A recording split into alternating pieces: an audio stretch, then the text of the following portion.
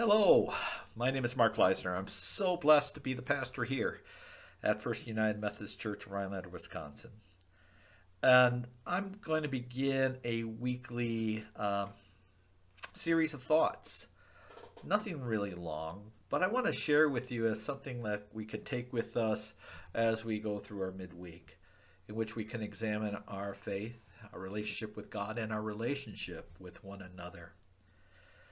And today I want to talk about the importance of community. We are all called to be connected with one another.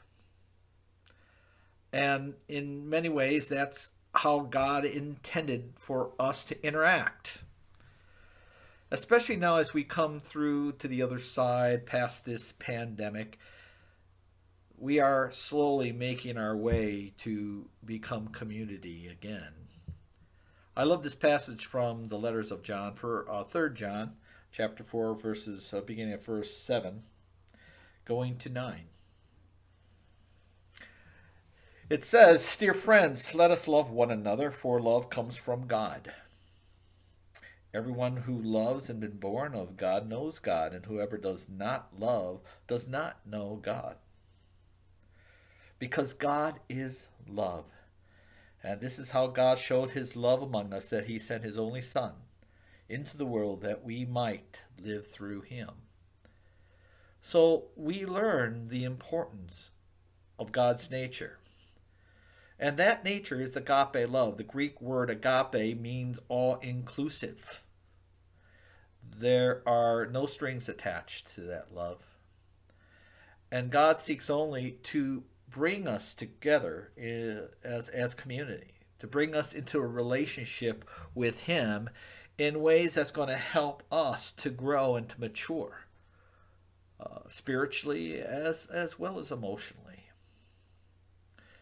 And I think what's also essential in our acts of community, of reaching out, to be reconnected again with one another, is our idea of servant, being a servant leader. And God calls all of God's people into service with one another. We are called to, as community, to embrace the hurts, the brokenness, those who have been left on the wayside of society, those who have been forgotten.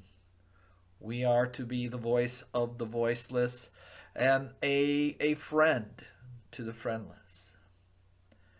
Now, this to me is an essential part about being in community. It's not always about us, but it's about us coming together and sharing the talents or the gifts, the graces, however you like to define it. But it's an opportunity for us to come together, to laugh together, to weep together, to bear each other's burdens. So I want to invite you, if you haven't done so yet, is to think about how you're living in community. And what do you need to do on your part to get you reconnected to that community? I know one of the struggles we have, not only here at First United Methodist Church of Rhinelander, but throughout faith communities, is people coming back. And there are many different reasons why people are not coming back to church or to temple or to prayers. I think sometimes we're still afraid. We're still afraid of the COVID virus. We're afraid of what it means to be reconnected. And sometimes we have just lost the habit of being with one another. And so I want to encourage you to live out your faith in community, to live out your faith with one another. And sometimes taking that step in faith can be hard.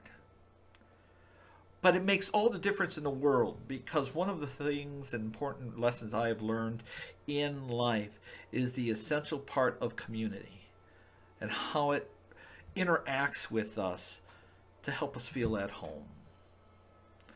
So if you have been part of a faith community in the past, I want to invite you to get reconnected.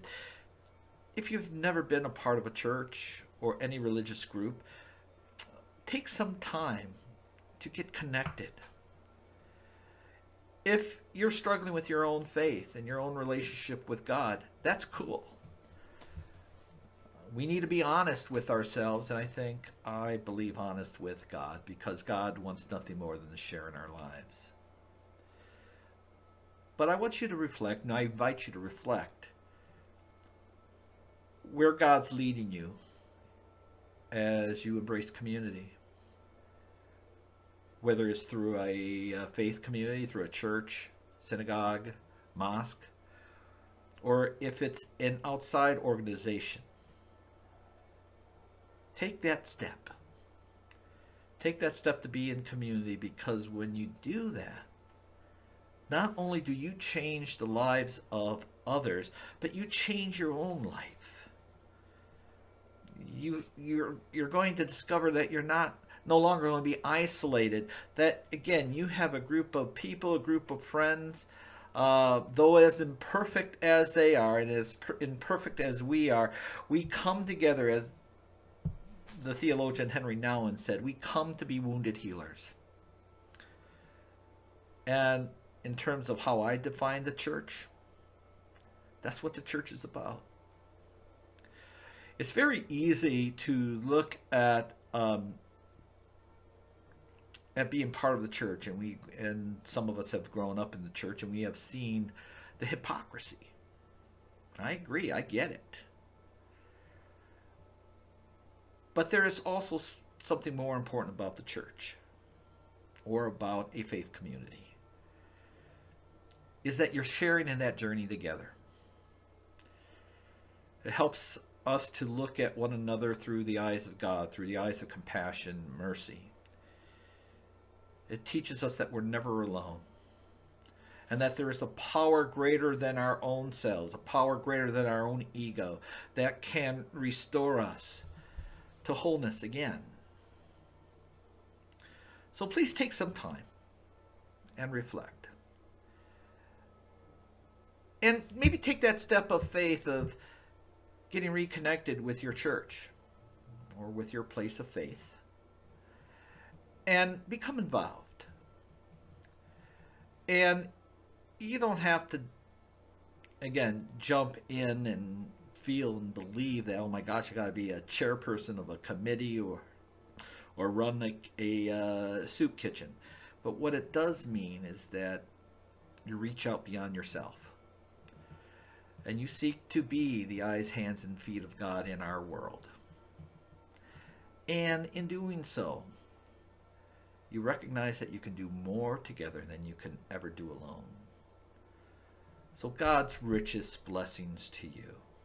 And I hope that this short message has touched you in a special way. Remember too, as the Apostle John said, as he defined God, he said that God is love. God is not an old man sitting up in the clouds with a beard and a staff, but he is love. God seeks only for all of us to rest in that love, and to share that redemptive love with those around us. Again, God's richest blessings to you, and shalom.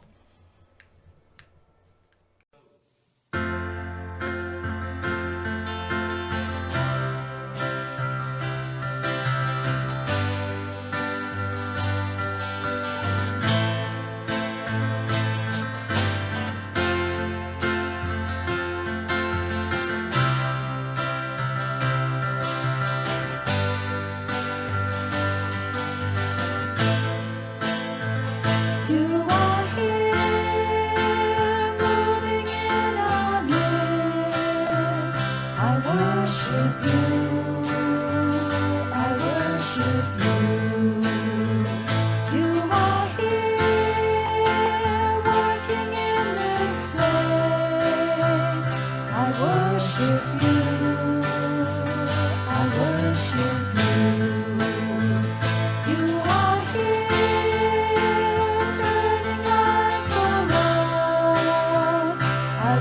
worship you.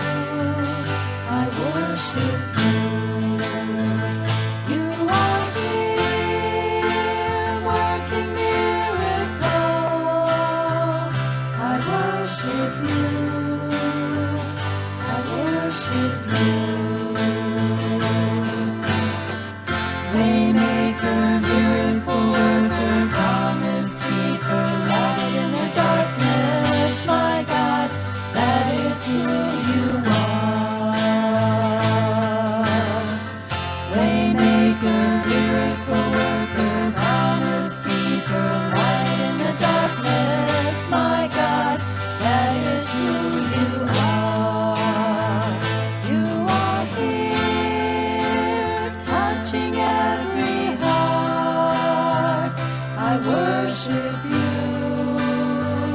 I worship you. You are here, healing every life. I worship you. I worship you. You are here, turning lives around. I worship you. I worship you.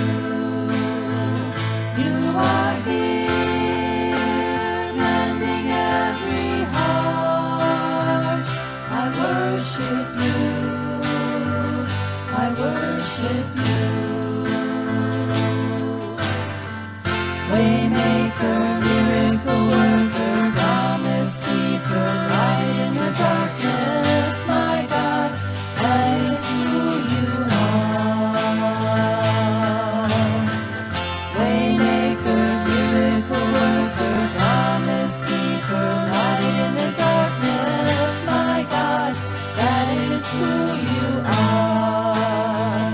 You are here, touching every life. I worship you. I worship you. You are here, meeting every need. I worship you. I worship you. You are here, touching every life. I worship you. I worship you. You are here, meeting every need. I worship you. I worship you.